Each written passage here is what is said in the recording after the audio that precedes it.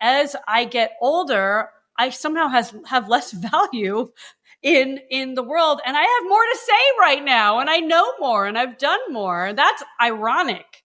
The older I got, the less my voice mattered. 100%. The less the things that I pitched seemed to have a pathway to get made, because someone, oh yes, you over there. It's this weird thing where women become invisible.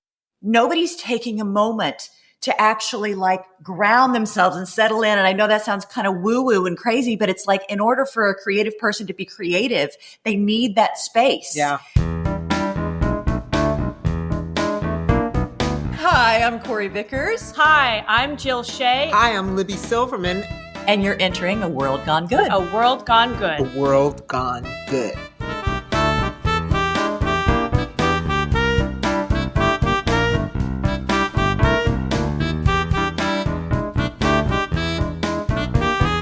Well, hello, my name's Steve, and this is the place where we shine the light on everyday people making good happen each and every day.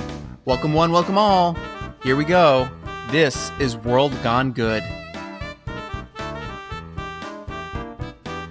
Today, I love days like today, when we get to spend some time with other podcasters out there spreading their good around for all the world to see and hear.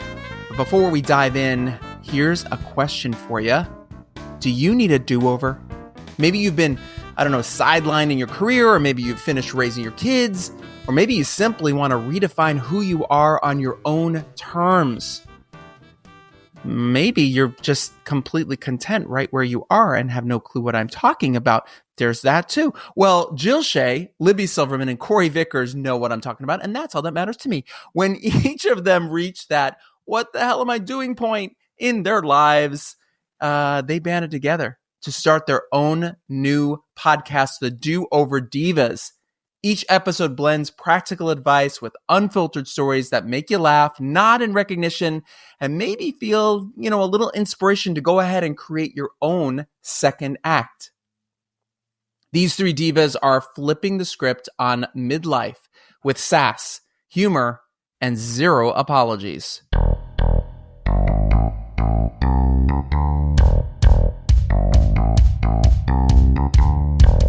Here come the Do-Over Divas, Jill, Libby, and Corie, to share all their good.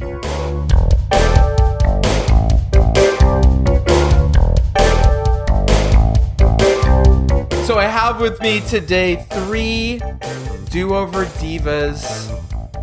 And this all begins with rallying cry for anyone being underestimated and ready to take on their next chapter by storm. I read it right off of the website. Because I don't even know that. I'm like, where did that come from? I feel like I'm a journalist, like I'm an expert journalist because I read shit off of websites. Like, I read that. It is so. I want everybody here to know a little bit of background, but I have to start with the biggest piece of background is, Libby, you and I worked together for a number of years. I wised up in 2012. When I went into the old regime, I was in my creative review. Yearly review, right? Annual review, whatever the fuck you call those things. And you can tell I haven't had one in 13 years. I sat down. I had been a creative manager for 2.5 years. I said, I'm ready to be a creative director. And they were so ready for me to say that. And the response was from two people in that office above me. We like you just exactly where you are. Oh! Did they give you a hug? Oh, thank you. Yeah, they pat me on the head, and there was like a candle. Yeah. A keychain. Here's a coffee. Yeah. Yeah. And I had that moment of, oh, and what came out of my mouth, because I think you three can relate to this, is I said this. Thank you for telling me exactly how you see me. Now I know exactly how I see you. Ooh. Oh my God, that's good. And I didn't say it mean. No, I just said it. Yeah. And they went like, their backs went up like this. And they're like, what does that mean? And I said, it means I understand. I got the message. So Libby, starting with you, when did you get the message? So I had 2 children, And even though I probably knew around the same time you did, the future that had been written out for me, especially. You knew that long ago? Like, oh, really? I just still don't know anything. But you know what? Yeah. I was forever hopeful, and I still am forever hopeful. I believe that even if someone doesn't have a heart filled with promise and love, that maybe they can become that. How about just appreciation and you know gratitude, right? Just friendship. And, right. Respect. Libby, you stayed for a number of years because, look, you got a mortgage, you got kids, you got college, you got braces, you got bar mitzvahs. We had bar mitzvahs to put those children through, you and I together. And you knew you had to stay for those reasons. But something happened, and each of you have a different version. What was whether it happened to you, you chose it. What was your wake up? What was the moment? My wake up was when they called me in and said, so today is your last day. Please leave your computer and your pass right now. And I'm like, well, hold on. You mean like right now? Because I've been here over 16 years. Do we want to? Nope. We're no longer doing what you do. Which I was like, well, there's You should have like thrown the desk over and like set a fire and be like, all right, I'm going out. You want me to leave? I will burn this to the ground. Like, just why not? So it's interesting because we're sort of a similar age. Yeah. And I think we both know that that's not a popular age at the place that we work. Is that true? Really? There? Sure. Obsessed? Yes. Now, is it for women only or men too? No, it's for men too. For years I called myself a promo dinosaur. I used to make my hands like really close to myself. I'd run around going, I'm a promo dinosaur. I'm a promo dinosaur. No one wants my ideas, but I seem to know where everything is. Yeah. That's right. That's so the respect did not come, but the invitation to leave the building did. Yes, leave now, go downstairs. You can talk to, your bosses about anything you'd like to discuss. And I'm like, what? Why on earth would to discuss? I've actually been dropped by agents before. Have you? And I remember you're just reminding me that the main agent, who was my agent, the main guy, the owner of it, brought me into his office and I, gave him a gift for this new baby he had just adopted or something like that. And he was like, look, before you get too sweet with me here, there's something we should talk about. And I was like, oh, here we go. I kind of had a feeling, which is why I took the gift in the first place. It didn't work, Corie. But he said to me, no, it didn't. He said to me the same thing. He was like, he didn't offer it to me. He said, this is what's happening where we have to, drop some people, cut back on some things and, blah, blah, blah, all the bullshit. And I specifically was like, I am going to go into each agent's office because there were 3 other agents there, each agent's office and make them look me in the eye. Yeah. And good for you. Hell yes. And good for you. And I just said, thank you. I went in. One of them was on the phone and would not even look at me and wasn't even really saying anything. I don't even know if he was on the phone. Faking the phone call. Yeah. But I really, really wanted to go in there and, and I don't know, keep it classy. You know what I mean? And not just make them walk uncomfortable out with my tail between my legs. Or don't make it easy. And they were, it's hard to do though. Of course. Well, you're an actor. Well, because you're an actress. Yeah. You're a performer. I'm not. Whatever. Yeah. I say that all the time because I say, well, I've written 2 books and some people say I'm an author and many people say, no, I've read them. You're really not. Oh my God, that's fantastic. No. Oh, that's great. I work with many actors, right? I do a lot of plays. I do a lot of theater. I've done promo, blah, blah, blah, blah. Who cares? I've done web series, whatever. There's never going to be a day truly in an actor's soul and heart. And this goes for writers too, I believe, where you're like, I'm done. I'm complete.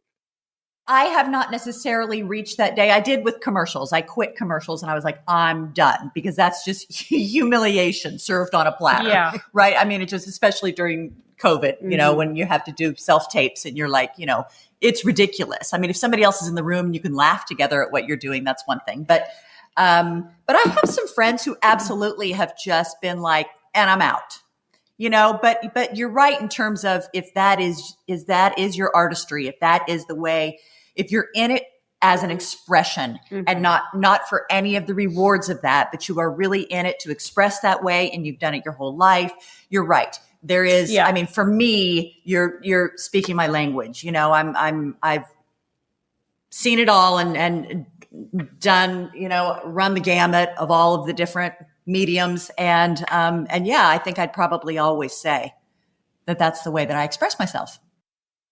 And I think that for anyone listening and for the three of you and me too, it's like you can have moments over time where it does come together. You go, God, love it. That was a good moment. Yeah. Especially the amount of theater I've done when theater works and the timing is perfect, whether it's drama or comedy or weird or avant-garde or whatever it is. And the last play I did 2 years ago was my first play I put up in 19 years. And I had 10 actors on the stage at the whole same time for the entire time. Jill, take us through your journey because you were a writer in the 90s and the early, I hate when people say it, but I'm going to say it, aughts. Yeah, early aughts. Yes, that's true. Don't you hate that word? No, I don't mind that word. Really? I mind very few things actually. But I ended up working in development for Michael Douglas and then I worked for James Cameron for a while. So I was in the thick of being a young girl in an environment of very powerful men and very powerful women as well. And because I was younger, I think people assumed, like, I remember walking into a room and there was really something really important going on and no one really knew who I was. And two people turned to me and said, sweetheart, can you go get the waters? And I was like, that's not, what? Oh, wow. Like multiple things are wrong with that. but I learned, like, did you just get them vodka instead? No, I literally sat down and I said, oh, great. I'll find the person who can do that for you. Absolutely. And then they froze. Like I was nice about it, but I was like, so I think just in general, people don't walk around trying to figure out the room and trying to figure out who's who. But you made such a great statement 2 minutes ago, why we matter. And I think that's why we're doing this podcast. Did he say that? He said why we matter. Kidding. Did he say that? I finally said something that mattered. Go ahead. something that mattered. But yeah, and writing was sort of, it's sort of like acting or like producing, but especially like acting where you're constantly in an uphill battle to prove your worthiness. And to yourself too. Like you write, do you read stuff and go, why would anyone read this or like this? Of your own, you mean? All the time.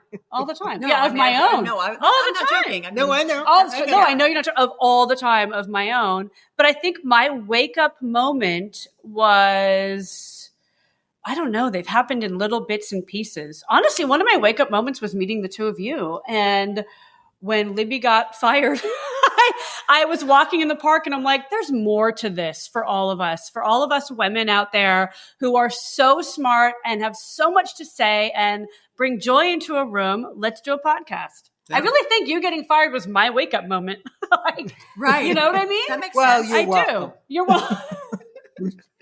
You're welcome. And that's why you're also on her Cobra.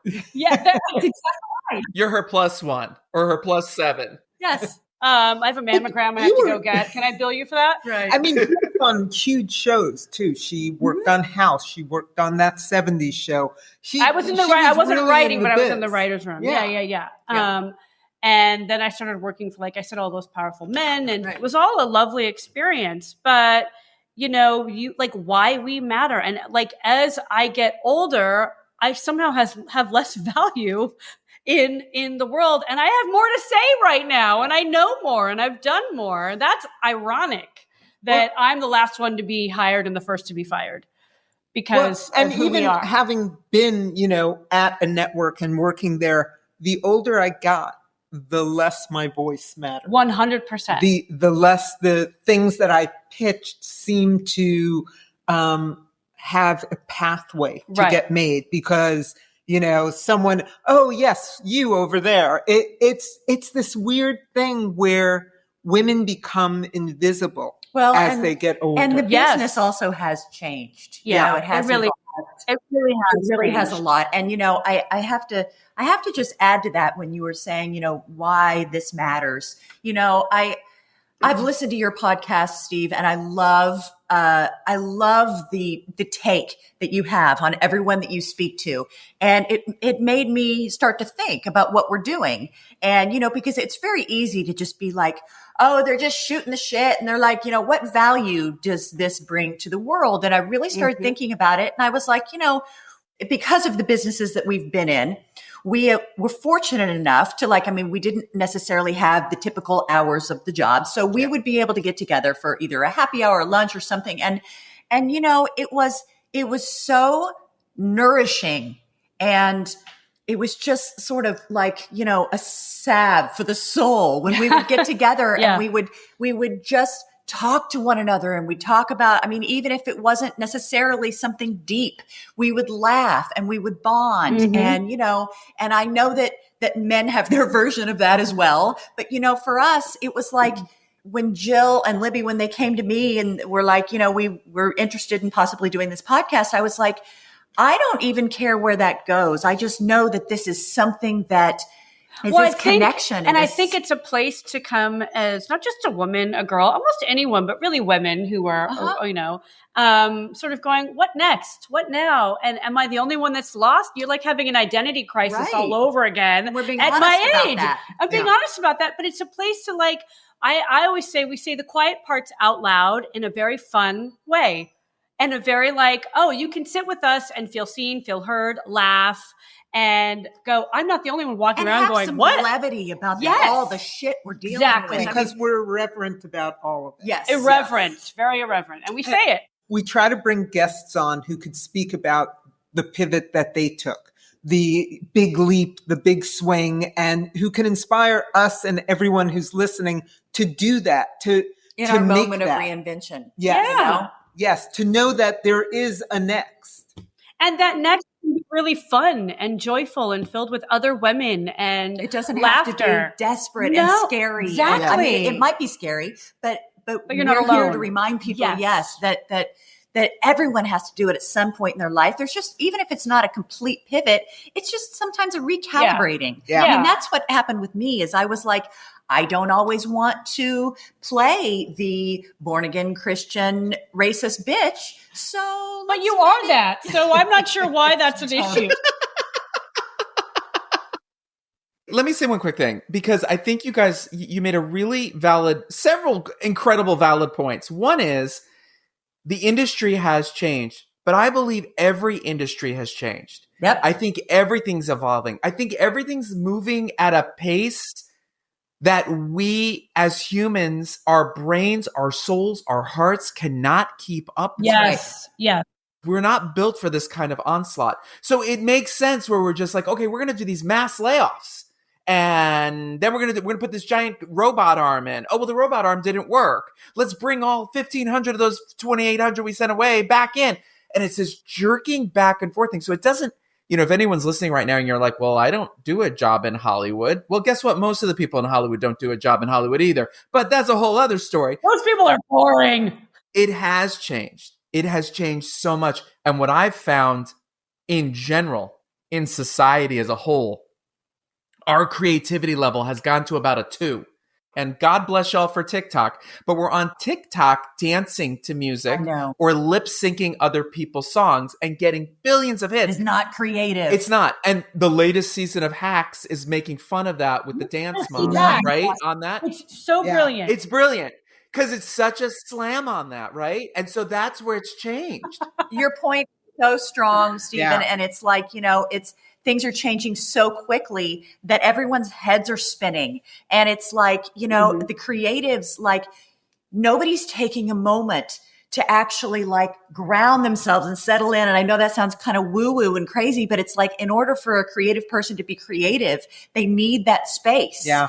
And they need to not, it's confusing, and I don't care what your job is, nobody's doing their best work if their head is spinning for all these changes. Well, it's interesting, right? The reason I went into television was because I thought of it almost like when I started, when I was a kid, it was like an empathy box, right? Yeah, it was the place we saw each other. Yeah. And we could, see how another person lives, and you could sort of be like, oh, okay, I get it.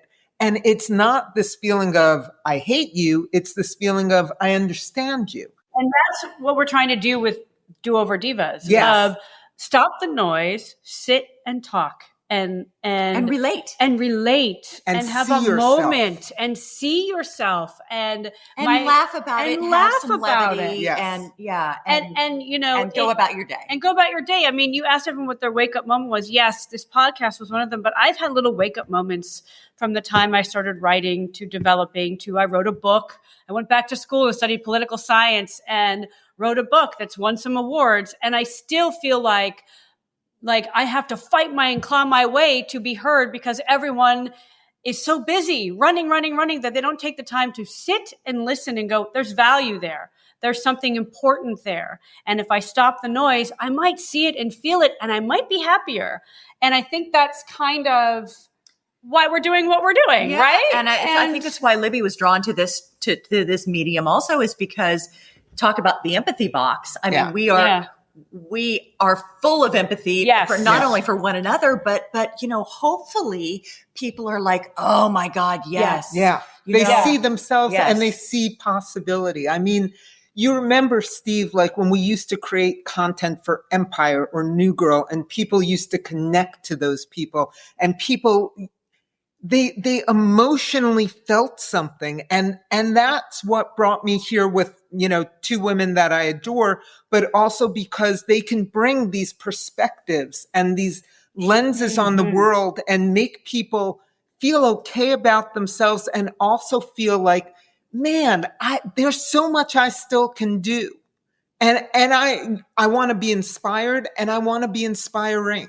I mean, that's ultimately what we want. I love that. I love that. And I love that you called TV an empathy box. It used to be. It really used to be. I mean, it's why I loved it. It's why I fell in love with TV and why I wanted to help people, you know, experience what I did when I was younger and growing up and watching these shows and feeling like, oh, wow, the world is just full of so much. Well, stories are always going to be something that brings people together. Yes. 100%. But we used to value storytellers so much more. We did. Like people who really crafted a story and brought you in where you just had these aha moments. And now I feel that we just, you know, or not we, networks just value like crap. Like just, is it cheap?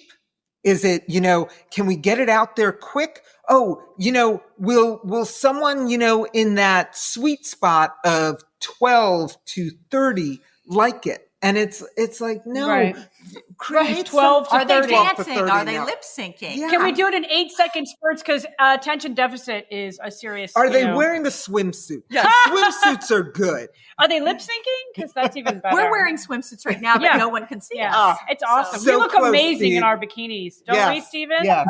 Yes, you do. You look stunning. But again, it comes down to a connectivity. And that's what I fucking love about what we do and what we do here on my show, what you all are doing on yours. One of the things I spoke to Libby about, Libby calls me, Mr. Silverman, I want to pick your brain. I just found out you have a podcast. I'm like, fuck you, Libby. I've been doing the podcast for 4 years. No, I didn't say that. She's my loving friend. I adore her. No, I said, yes, great. I'm glad you found it. But one of the things I said to Libby, if I remember this, because I say this to pretty much everybody, is this.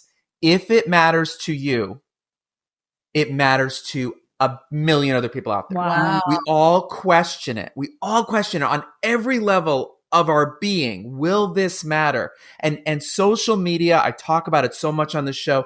Social media fucks with our mind. It's the Las Vegas effect. I call it that too. It's like you go to Vegas and as soon as you've had this amazing day and you've seen a show and you played some poker and you've had a great meal and you've watched the fountains and Celine Dion sung and you go back to bed, as soon at 3:00 in the morning, your head hits that pillow, your eyes open because what is happening? You're missing something. Oh my God. You're missing something.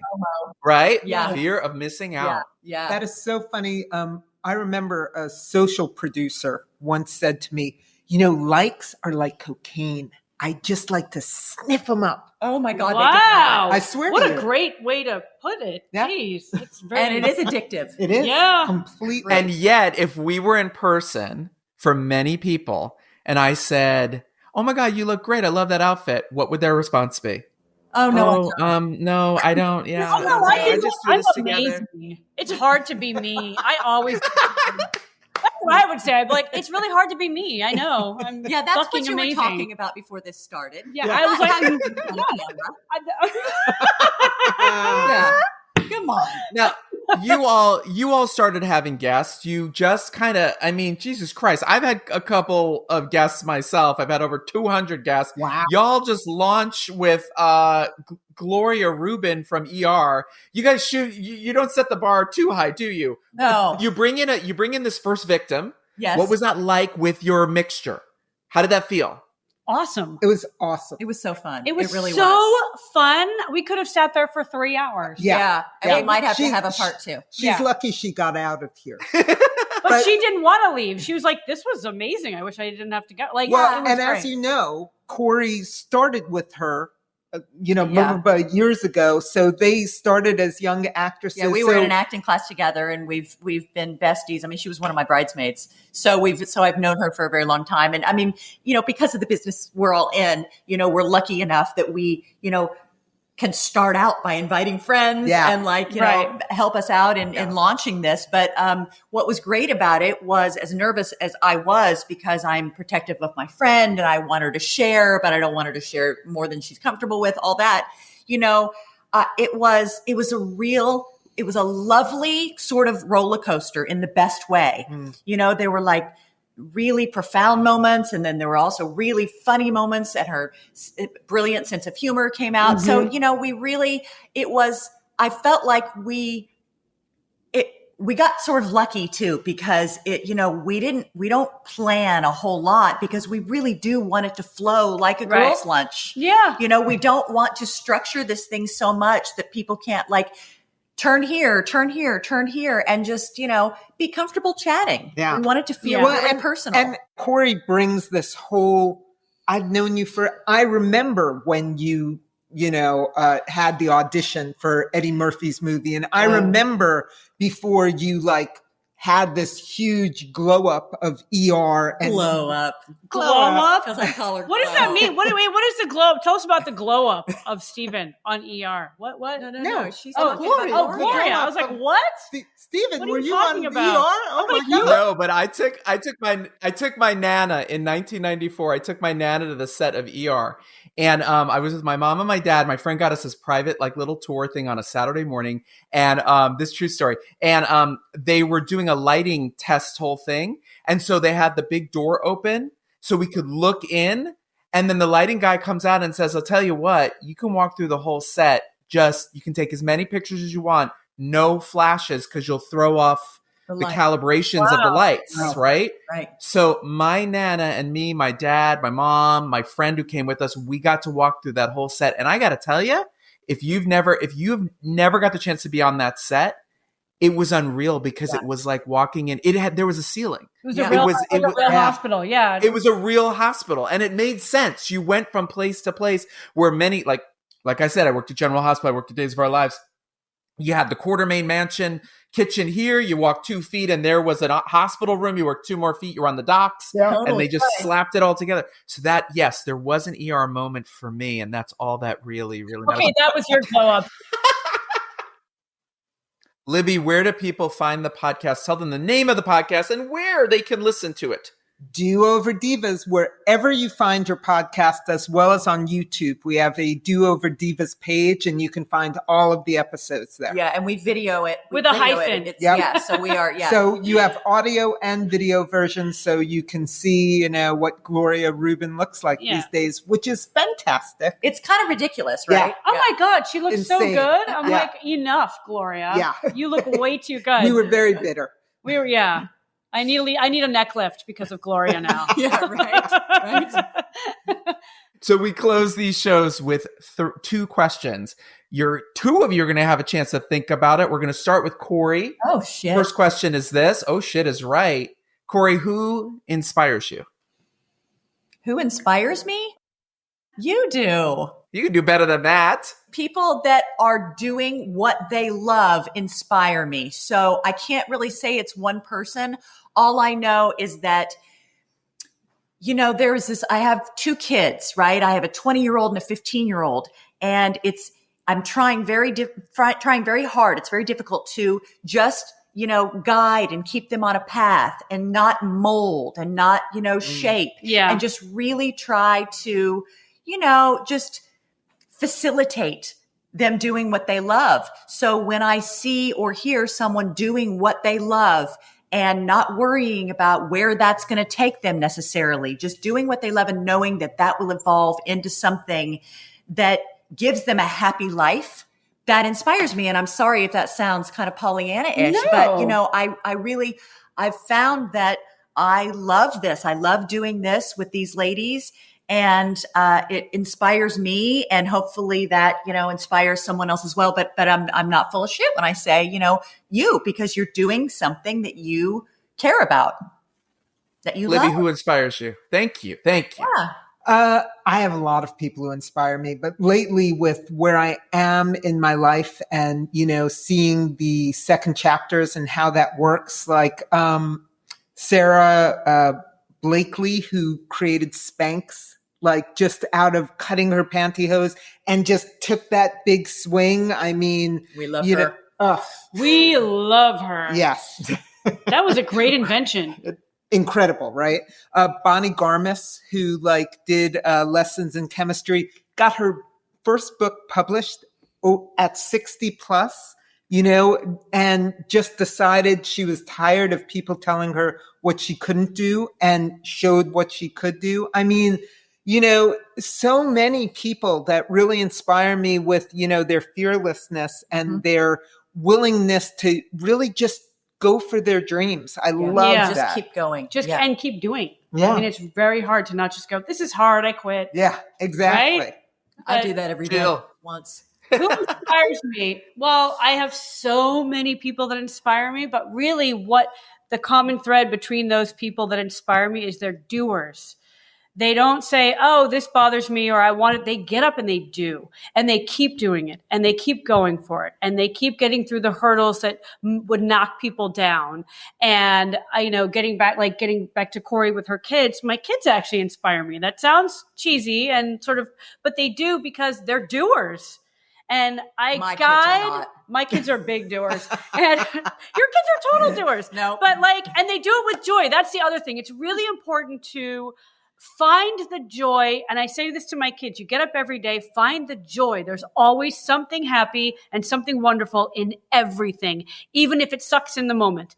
Find it because it's there. And that's what inspires me. The people that do that. I mean, I have, honestly, my husband's mother, who passed away last year, was a writer on All in the Family, and she was a pioneer for women in the industry and funny throughout all of it. She took more shit than anybody in that industry, being the first woman in a comedy room in the 70s. In the 70s, and she looked out for younger girls, and she did it with a smile. And that's a good person. And a badass who, a good person too. Well, raising 5 kids. Shea. Yeah, Pat Shea. Yeah, but that's a long-winded answer. You probably wanted a short one because you're trying to close. He'll cut it up. But the doers that do it with joy. I really think that's everything. Walk into a room with a smile, even if you're not feeling it.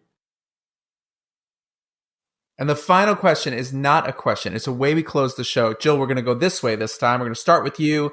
It can be anything you want it to be. It can be anything we talked about or anything you're feeling. Finish this statement. Tell me something good. Breakfast? Something good. This and you. That's good.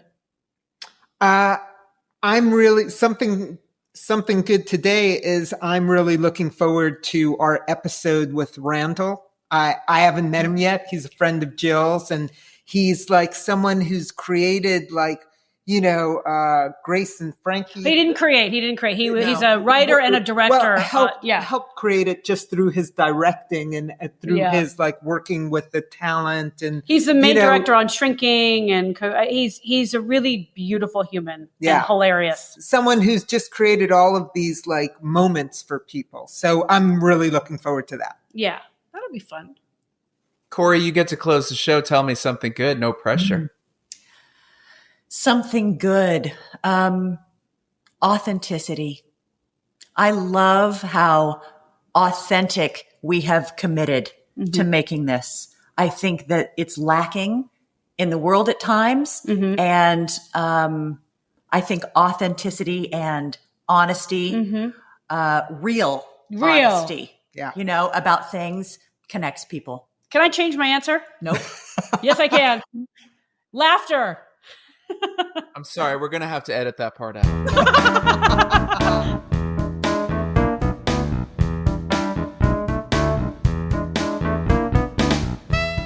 Thank you, Jill, Libby, and Corie for sharing the good of Do-Over Divas. Go give their podcast a follow and start listening. Next time on World Gone Good. Today, I'm at a place where I'm constantly trying to think of what am I missing? What am I not seeing? What am I so deeply enculturated with that I think is normal, but it's not normal and it's not acceptable, and I want to make a difference and I want to be a better person. Ravinda Taylor has spent the past 30 years researching and analyzing self-help modalities. She believes life educates our minds to expect less, thereby limiting us. But she also believes we can do it better. We can live a better life. And she's written an entire book about it called Mind Training, The Science of Self-Empowerment. We're going to talk about living consciously, choosing wisely, loving passionately, and so much more on our next all-new episode. Until then, be good.